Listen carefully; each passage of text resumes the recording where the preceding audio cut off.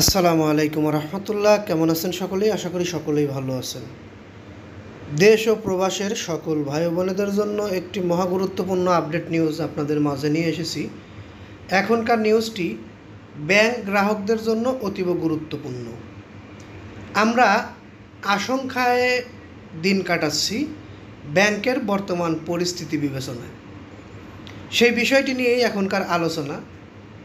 আমরা দেখছি বিভিন্ন ব্যাংকের এমডি পরিচালক পদত্যাগ করছে বা তাদেরকে অবসরে পাঠানো হচ্ছে। যেমন সাউথ ইস্ট ব্যাংকের ব্যক্তিগত এবং অসুস্থতাজনিত কারণে স্বেচ্ছায় পদত্যাগ করলেন। ব্যাংকে টাকা জমা রাখার সময় এখন কি খেয়াল করবেন? দ্বিতীয় প্রান্তিকে মুনাফা কমেছে রূপালী ব্যাংকের। এগুলোর সাথে আরও কিছু গুরুত্বপূর্ণ তথ্য আপনাদেরকে জানানো হবে।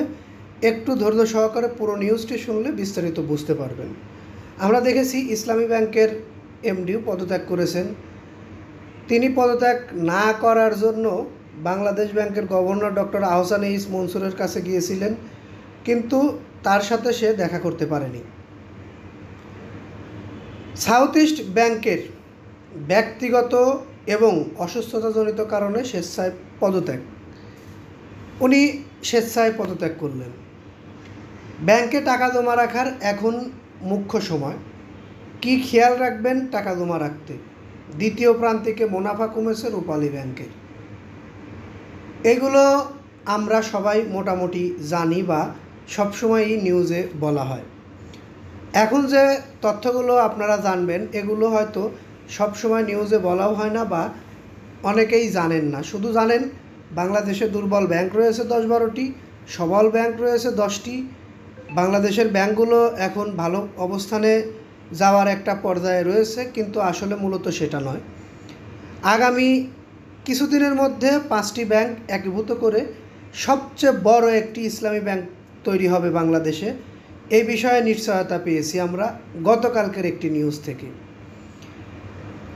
সেই ব্যাংকগুলোর গ্রাহকদের জন্য এটি বড় একটি সুখবর, কারণ তারা বাংলাদেশের সবচেয়ে বড় ইসলামী ব্যাংকের গ্রাহক হতে যাচ্ছে।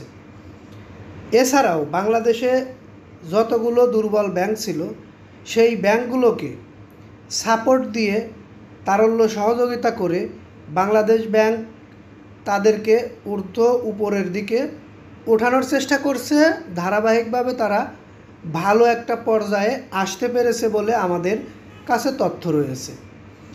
এ কারণে আমরা গ্রাহকদের প্রতি আহ্বান জানাবো, যারা মনক্ষুণ্ণ ব্যাংকের প্রতি তাদের আস্থা হারিয়েছেন, তাদের বলবো কোনো ব্যাংকের প্রতি আপনাদের আস্থা হারানোর কোনো কারণ নেই।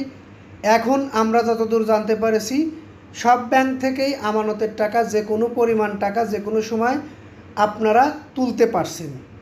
এটি কিন্তু 2 মাস আগেও ছিল না। 2 মাস আগেও কিছু কিছু ব্যাংকে টাকা উত্তোলন করতে গেলে দেখা গেছে 50,000 টাকার চেক নিয়ে গেলেও সেটি 5,000 টাকায় নামিয়ে নিয়ে আসতে বাধ্য হওয়া লাগছে।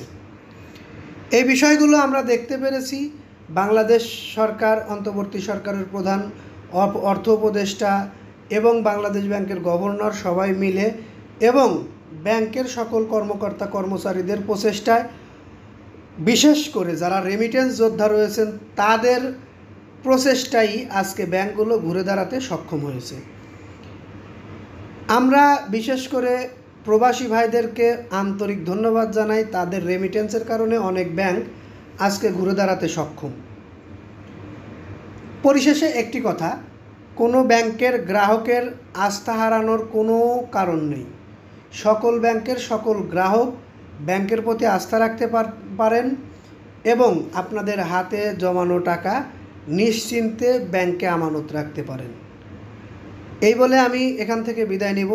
পরবর্তী নিউজ পেতে অবশ্যই চ্যানেলটি সাবস্ক্রাইব করবেন, এই প্রত্যাশা রেখে ভালো লাগলে লাইক, কমেন্ট, শেয়ার করবেন। আসসালামু আলাইকুম।